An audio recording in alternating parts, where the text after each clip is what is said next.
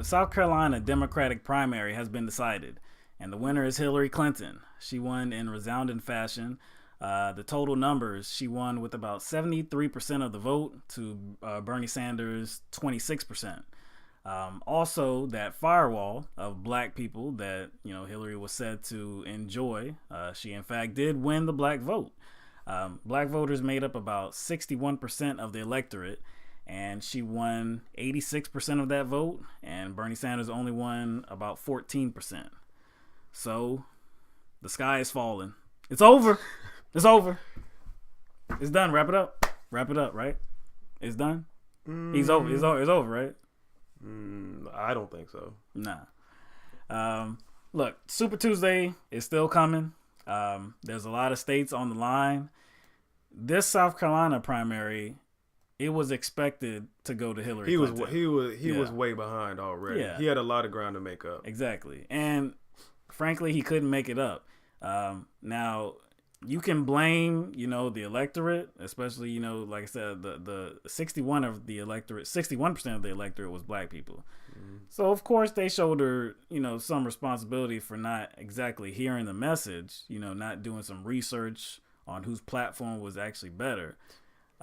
But that's not really the issue here. Why wasn't his message able to be received by them? Yeah, I don't think it was like a vote against Bernie. No, it wasn't. No. This wasn't we're voting for Hillary and against Bernie. No. In a lot of cases, in most cases, I believe it was, we know Hillary. We know the name Clinton. We don't know anything about Bernie, so why are we going to vote for him? When that voting bloc was asked who they trusted, who was trustworthy, there was a resounding answer, and it was Hillary Clinton. Right. Now, that doesn't mean that Bernie Sanders isn't trustworthy. I think in context to them, trustworthy means that's all we know. Right. And and those numbers are pretty striking, because that's not reflective of a lot of other places in the country and the other previous contests that we've had. So this was the complete contrast of New Hampshire and Iowa and Nevada, where he won the young vote by wide margins, and the exit polls, who do you trust more? Who do you think is in line with your beliefs? He wins those. He wins those votes. But South Carolina, it was a different story here. It was primarily the black vote that propelled Hillary Clinton to this win. And like I said, people do shoulder the responsibility for knowing the platforms of the candidates that they are supporting. But when you look at, really who's behind this, look at corporate media. Look at the party leaders who are in the tank for Hillary Clinton. Okay, they don't want Bernie Sanders' message to get out because he's anti-establishment. He wants to shake up that whole process. And she got that endorsement from Clyburn. Yeah, Jim Clyburn, and I don't know if y'all remember, but in 2008, Jim Clyburn, he supported Barack Obama. Yeah. And Barack Obama won this state, South Carolina, in a dramatic fashion. And Billy Clinton was very upset with Clyburn. There was even some reports where he had called Clyburn that night in the morning, like about 2:00 in the morning, calling him a bastard over and over again, because it was because of him and everybody else that Clinton didn't win in South Carolina. But the irony is, in the long run, that actually worked out for Hillary Clinton, because now she is attached to Obama. Right. And she's riding those coattails. So now she's drawing that black support. Yeah. Right.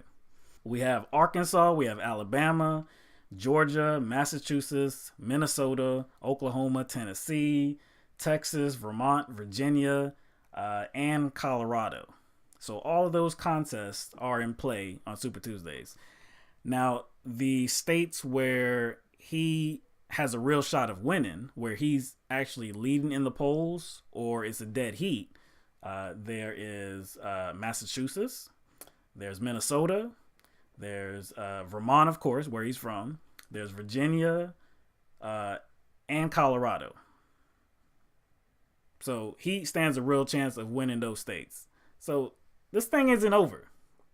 Yeah, This thing isn't over yet. South Carolina is not indicative of how this thing could actually turn out. Because of this huge loss in South Carolina, people are trying to say, hey, This is it. Wrap it up. that's it, Bernie. Look, you can't Yeah. draw any of the support. Yeah. Can't draw any black support, so you're Yeah. done. But anyway, like I said, the sky is not falling. Just today, big news came out. Representative Tulsi Gabbard out of Hawaii, she resigned her position as the vice chair of the Democratic National Committee just so that she could support Bernie Sanders. So, of course, as a member of the DNC, you have to, remain neutral in public. She didn't want to do that anymore. So she came out in support of Bernie Sanders. And she said so because, mainly about the military. And, she doesn't want us to get in endless wars. And she wants somebody that exhibits good judgment, that won't, waste more American lives on ridiculous wars. And she thinks he has that good judgment that will be good for us as a country.